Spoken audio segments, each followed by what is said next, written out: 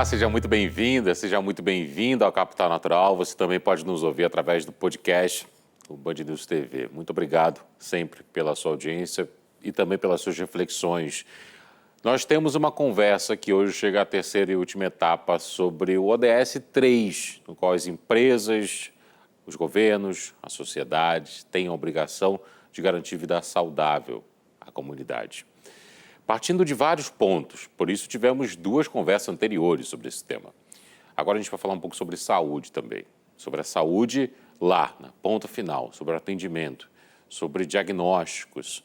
Mais uma vez eu vou receber a Mayra Flois, médica de família e comunidade pela Secretaria Municipal de Florianópolis, autora das recomendações políticas do jornal Lancet sobre o impacto das mudanças climáticas na saúde dos brasileiros, a Rita Mendonça, fundadora e educadora do Instituto Roman de Vivências com a Natureza e coordenadora da Sharing Nature Worldwide no Brasil, o Fernando Binardi, médico especializado em gerontologia, ele dirige o Centro de Ecologia Médica Florescer na Mata.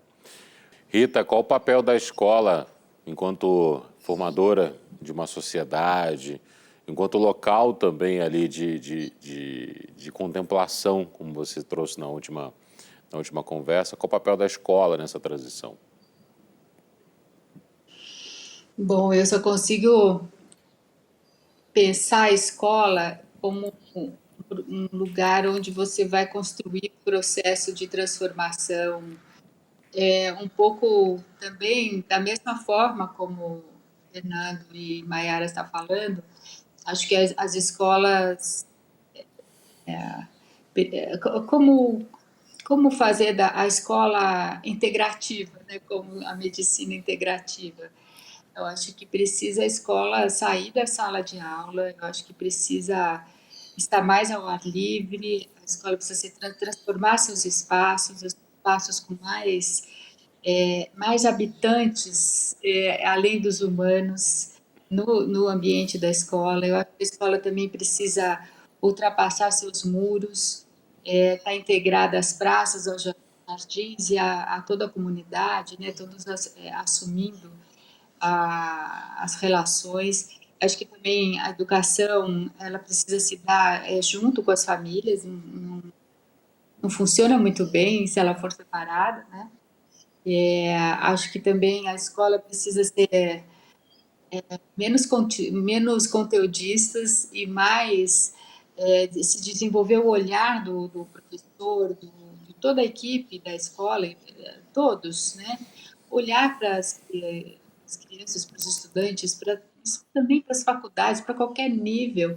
As pessoas precisam ser vistas, né? Elas precisam ser reconhecidas como tal e não como pessoas que precisam se enquadrar em certos esquemas artificialmente definidos pela sociedade, né? Como é que a pessoa pode ser reconhecida, respeitada e amada como ela é, ou ela própria descobrir quem ela é por meio da escola, por meio dessas relações todas, porque além do aprendizado, a escola é um grande lugar importante de convivência, né, de relações, de estabelecimento, de aprendizado de como se relacionar com o outro, como se relacionar consigo mesmo, com o espaço, com o conhecimento, com tudo, né?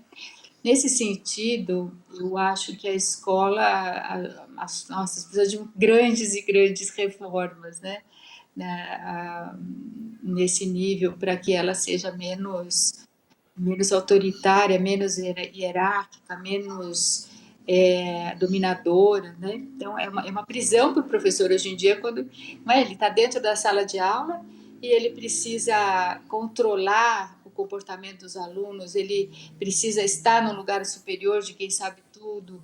Então tudo isso, claro, tem muitas iniciativas maravilhosas na área de educação e que estão transformando a educação, mas isso ainda não é o que prevalece. Então, eu acho que é um papel muito importante mesmo. Bom, é bem complexo esse assunto, daria para conversar há muito tempo.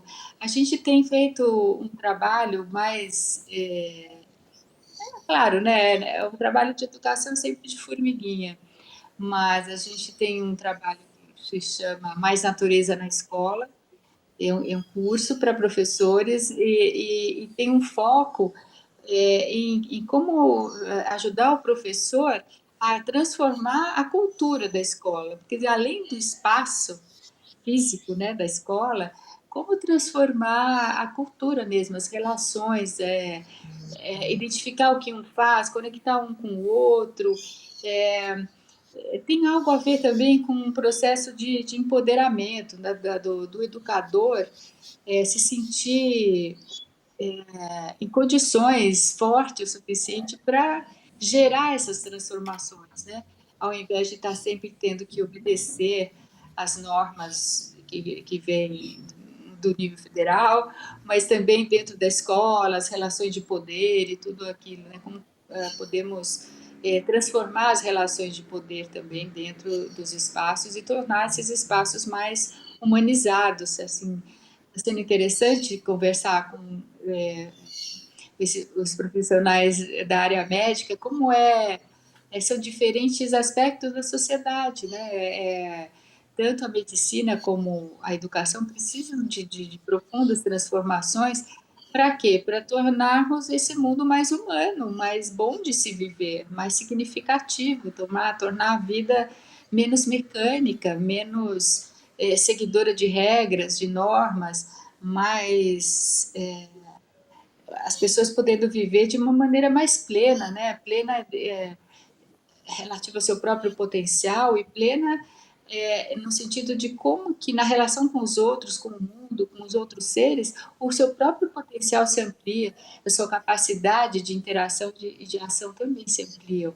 A criatividade, as ideias novas que podem surgir, elas surgem desses movimentos, e elas não surgem de uma situação de obediência, de ser controlado, de ir bem na prova, de fazer, de seguir todo o manual, como se diz, né? Eu acho que a plena realização se dá por esse sentido de criatividade e de liberdade. E essa liberdade na conexão com os outros, não é fazer qualquer coisa, né? Mas é essa expansão permanente que existe quando você se relaciona com o todo, né? E aí, claro que com todas as pessoas, com seus vizinhos, com aqueles que você concorda, com aqueles que você discorda, mas eu acho tão importante que a gente também possa trazer para o nosso mundo todos os seres, né? Nós não estamos, a gente não está respirando assim sozinho. A gente está respirando porque milhões e milhões de seres estão produzindo oxigênio há milhões e milhões de anos. É por causa do metabolismo, da fotossíntese que existe o oxigênio na Terra que criou o ambiente para que a gente pudesse emergir. E isso é um exemplo muito evidente, né? Nós precisamos dessa concentração de oxigênio na atmosfera, que é 21%, por conta não só da produção de oxigênio pelos vegetais, como pela regulação dessa taxa para que ela se mantenha viável para todos nós, a partir do metabolismo dos outros seres também, de toda a diversidade de seres que também está consumindo esse oxigênio. Então, existe uma regulação a partir do metabolismo de cada um, o que traz à tona a ideia de que a biodiversidade ela é importante para nós, porque o oxigênio é um exemplo muito evidente, nós estamos aqui respirando, mas isso para todos os elementos que estão circulando por meio de nós, por meio de todos os seres, né? Na medida em que a gente tira essa possibilidade de uma convivência química, digamos, né?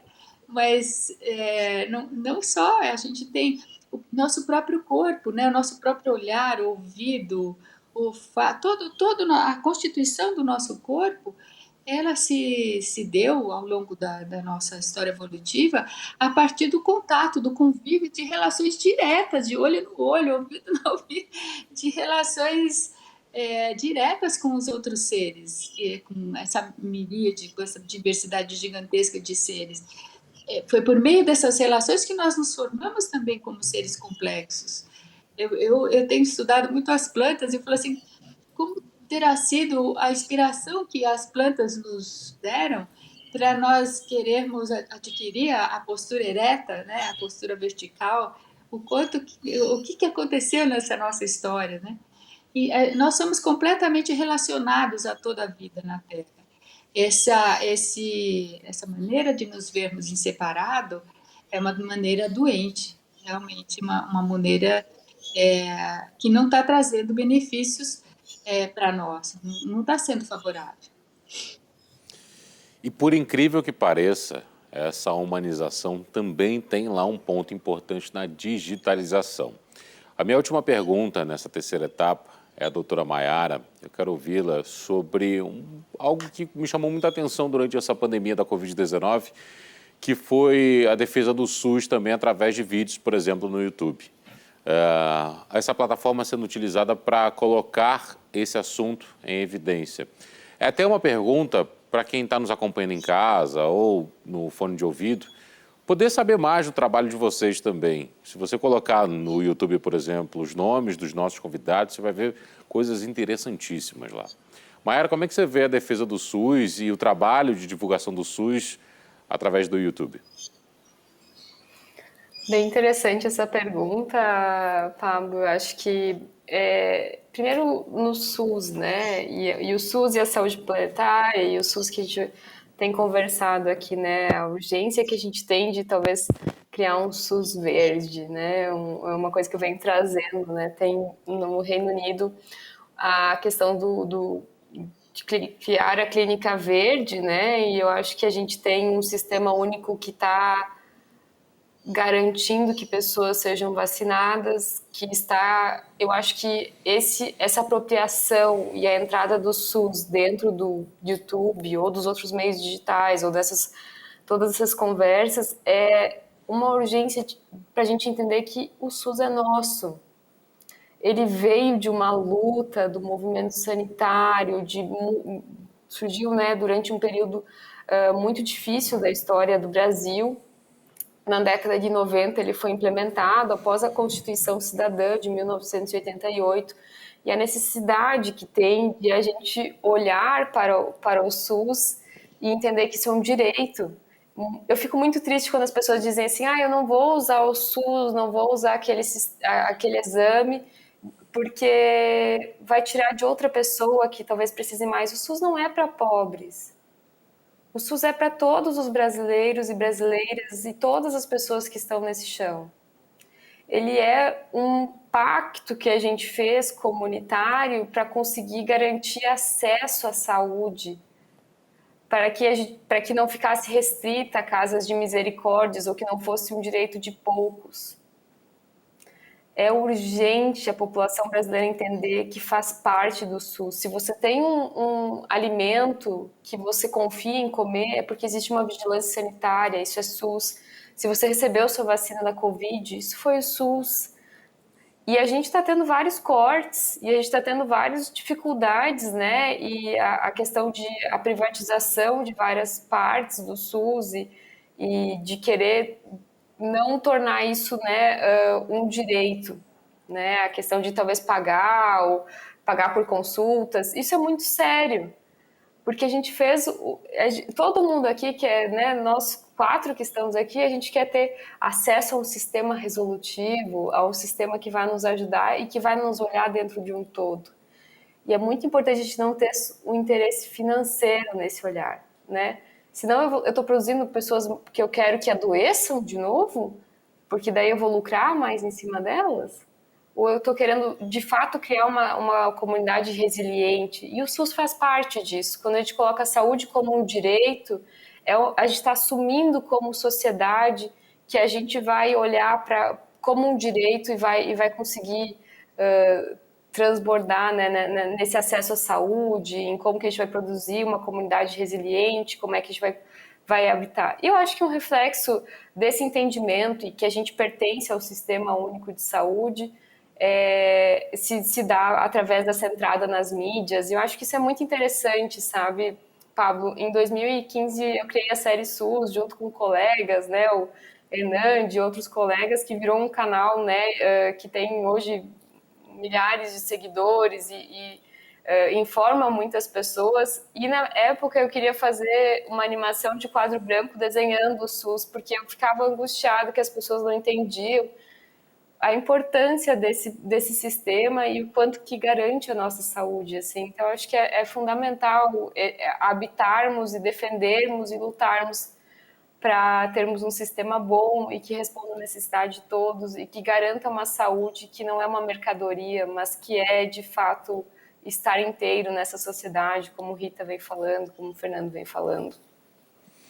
Vamos ouvir agora mais uma perspectiva sobre o tema. Com a palavra, o Dr. Ricardo Gelman, que é médico e coordenador da Unidade de Pediatria Integrativa do Departamento de Pediatria da Universidade de São Paulo. Meu nome é Ricardo Gelman, sou médico, pediatra, presidente do Consórcio Acadêmico Brasileiro de Saúde Integrativa, o CAPSIM, que é uma das instituições designatárias da Declaração São Paulo de Saúde Planetária, que teve a grande honra de participar desse movimento, e toda essa dimensão de saúde que inclui a natureza tem sido uma grande revolução e um grande ensinamento que temos aprendido a partir da pandemia. Não podemos mais negar que o conceito da OMS de One Health, de que a saúde humana é indissociada da saúde vegetal e animal, é algo que agora faz parte de nossas vidas. O conceito de saúde integrativa, ele dialoga com um termo bem mais amplo, que é o termo de medicinas tradicionais complementares integrativas da Organização Mundial de Saúde, que considera que os saberes tradicionais, juntos a todos esses movimentos de tratamentos complementares das medicinas tradicional chinesa, ayurvédica da Índia, assim como o desenvolvimento na Europa da homeopatia, da medicina antroposófica, fazem parte de um conjunto de saberes que, juntos com o nosso modelo convencional de medicina, ampliam todo esse conceito de uma saúde multidimensional que não pode enxergar apenas o ser humano de uma maneira fragmentada. Esse caminho de fragmentação, de análise em partes cada vez menores do ser humano, chegando a uma visão genética, ele agora passou por uma outra fase. Estamos no momento de superar essa dicotomia em direção à interação, ao diálogo entre o meio ambiente e o ser humano de uma maneira epigenética, ou seja, os genes interagindo com o nosso estilo de vida, e, indubitavelmente, o excesso de urbanização recente nas últimas décadas tem levado a essa desconexão, esse desvinculamento natural do ser humano com a natureza. Ao invés de estarmos imersos num planeta verde, estamos imersos em microplanetas cinzas com pequenas áreas verdes chamados parques. Como parte do Comitê de Criança e Natureza da Sociedade Brasileira de Pediatria, tive o prazer de participar da criação de 2 documentos, o Manual dos Benefícios da Natureza para o Desenvolvimento da Criança e do Adolescente, assim como o alerta da importância da natureza para o enfrentamento da pandemia. Então, estamos aqui reunidos de vários setores da sociedade, no sentido de buscar uma ampliação da consciência e uma mudança de conduta super necessária para que a gente possa superar essa crise e poder entrar mais conscientemente nessa grande transição que tem que ser feita na maneira de nos relacionarmos com todo o planeta Terra para o futuro das próximas gerações.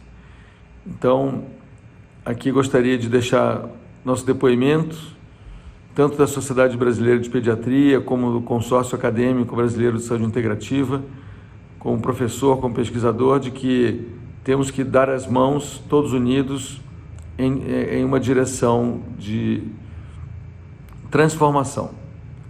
Esse é o momento.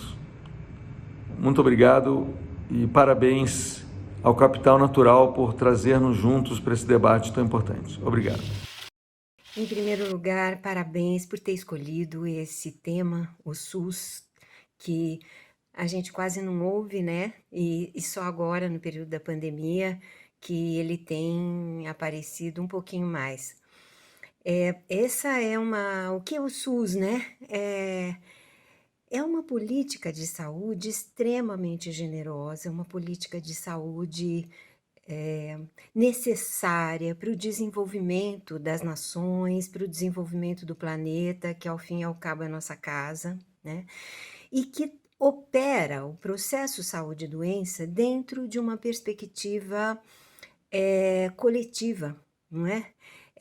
Saúde não é o contrário de doença, né?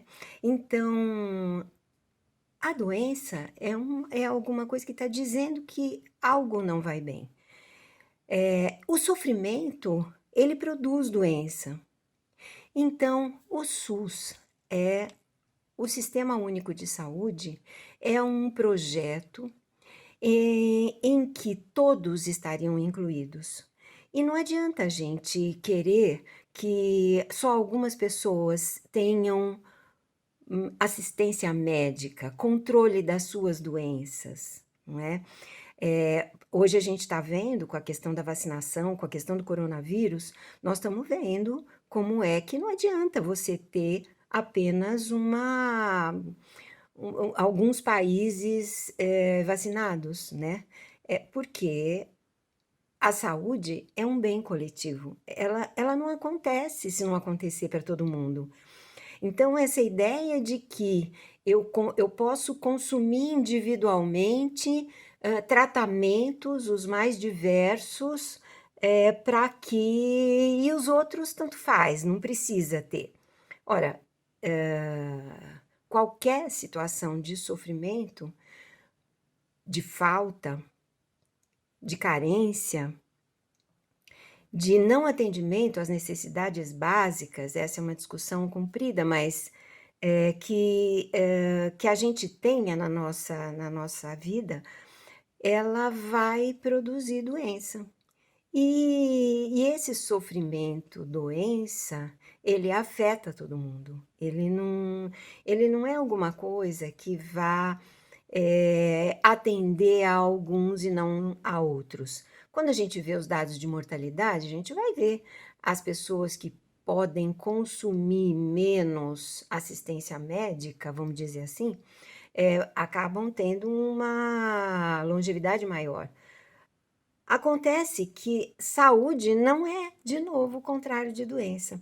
Então, o SUS é esse sistema que pode abarcar todo mundo, e onde a saúde é o foco, e onde a doença pode ser atendida, mas onde a gente tem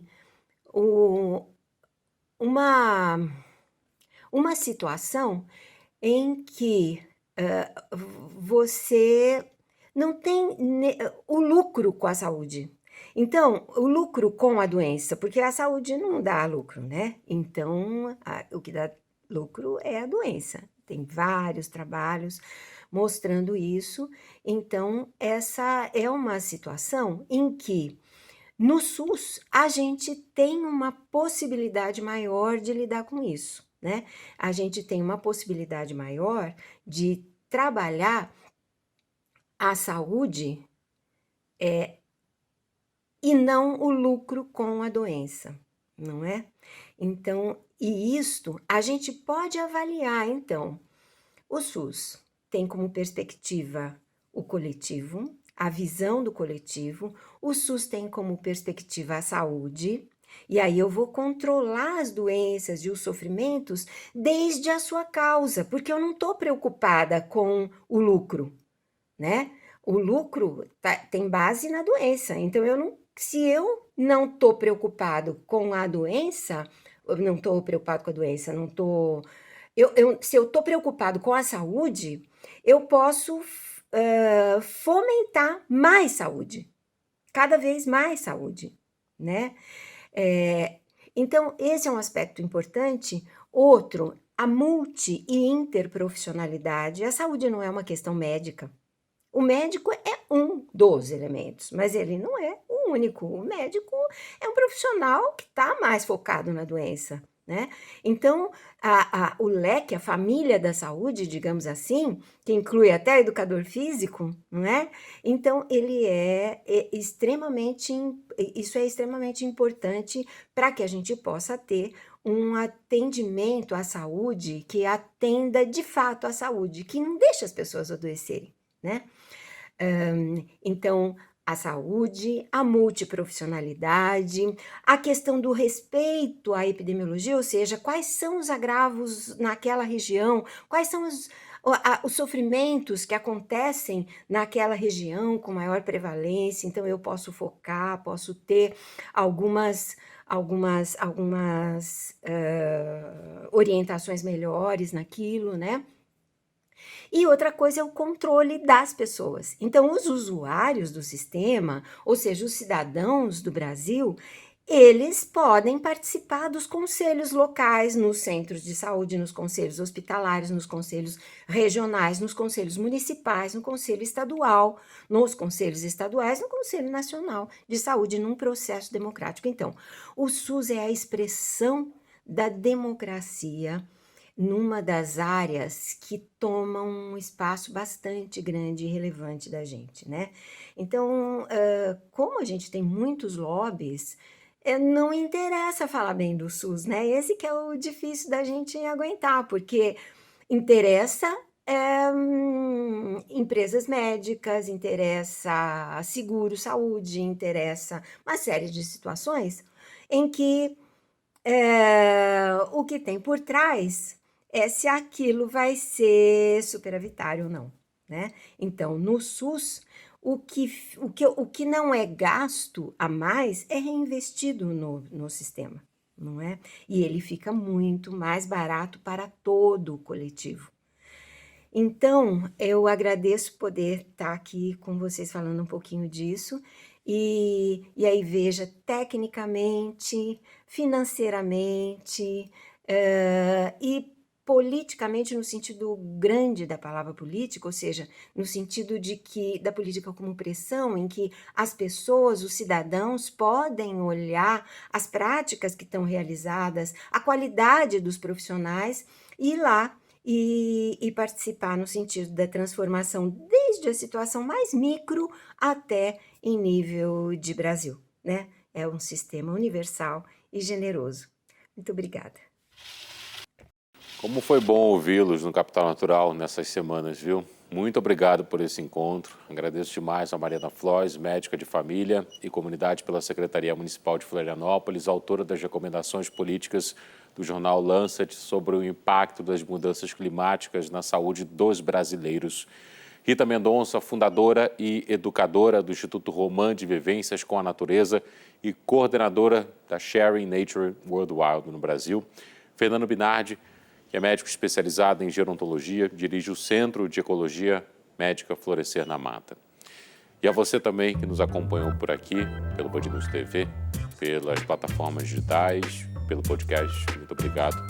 Ótima semana pela frente e até o próximo fim de semana.